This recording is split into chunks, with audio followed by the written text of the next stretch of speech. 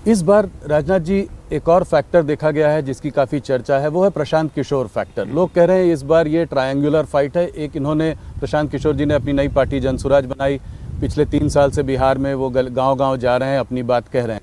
तो क्या आप पीके फैक्टर कितना बड़ा है, कितना वोट शेयर उनको मिल पाएगा, किसका वोट अधिक काटेंगे, आपका या महागठबंधन का? देखिए, मैं मानता हूं कि वो फैक्टर इनसिग्निफिकेंट है। अच्छा, इनसिग्निफिकेंट फैक्टर है, उस पर तो विचार करना ही नहीं चाहिए।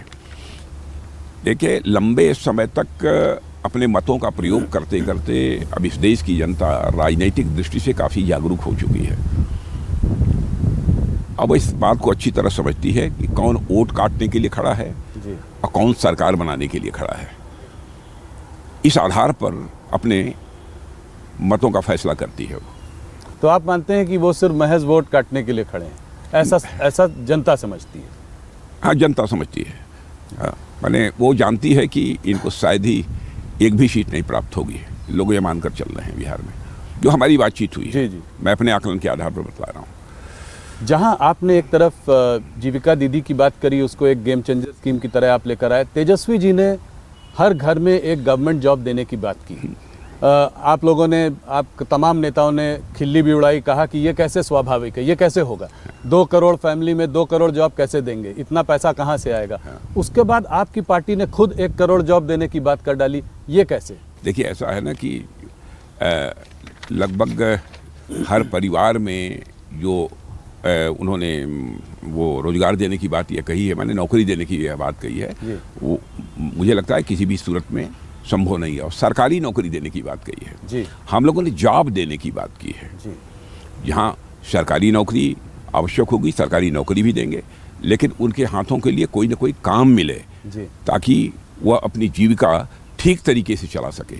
यह हम सुनिश्चित करेंगे। हम जनता की आंखों में धूल झोंक कर उनका समर्थन हासिल नहीं करना चाहते, जनता को गुमराह करके हम उनका समर्थन हासिल नहीं करना चाहते, बल्कि जनता की आंखों में आंख मिलाकर हम लोग राजनीति करते हैं।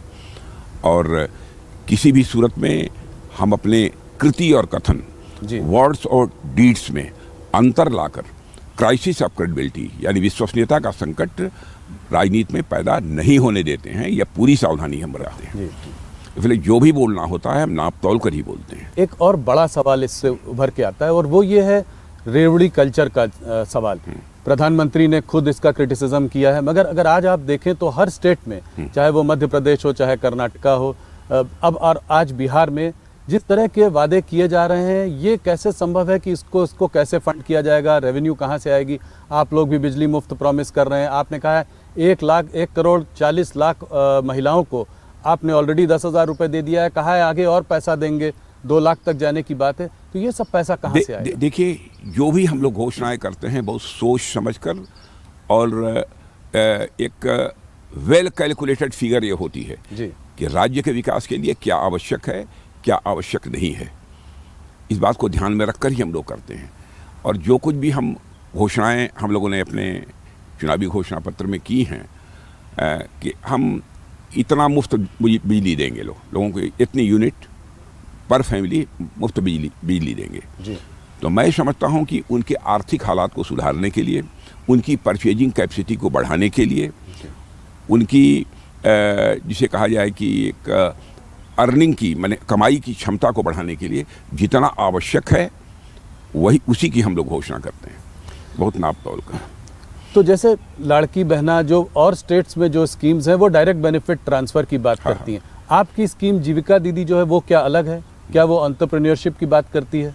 जीविका दीदी का तो उसके अर्थ ही यही है कि हम उनको कुछ न कुछ सहायता मुहैया कराएंगे ताकि अपनी वो जीविका ठीक तरीके से चला सकें और उनकी आर्थिक स्थिति पहले के कंपैरिजन में बेहतर हो सके। जब सभी हाथों को काम मिलेगा, चाहे वो जिस तरीके से काम मिले, यदि वह काम मिलेगा तो सभी अपना जो है उस राज्य की अर्थव्यवस्था में कंट्रीब्यूट कर सकेंगे।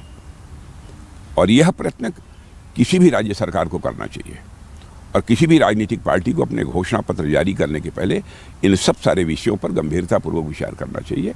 ये बहुत ही सोच समझकर, नाप तौल कर ही हम लोगों ने घोषणा की है। अब जैसे प्रधानमंत्री किसान सम्मान निधि के अंतर्गत 6,000 रुपये प्रतिवर्ष हम किसानों को मुहैया करा रहे हैं। आप किसानों से पूछिए, इसका सीधा लाभ उनको हुआ है? उसके परिणाम स्वरूप अपने खेत की बुआई करने के बाद जो फर्टिलाइजर की आवश्यकता होती है, उस आवश्यकता की पूर्ति 6,000 रुपये से होती है। और उसके बाद फूड ग्रेन का उत्पादन बढ़ता है। तो स्वाभाविक है कि अर्थव्यवस्था को एक ताकत मिलेगी, उससे बल मिलेगा। तो एक दूर की सोच जी के साथ ही हम कोई आश्वासन देते हैं और कोई कदम उठाते हैं।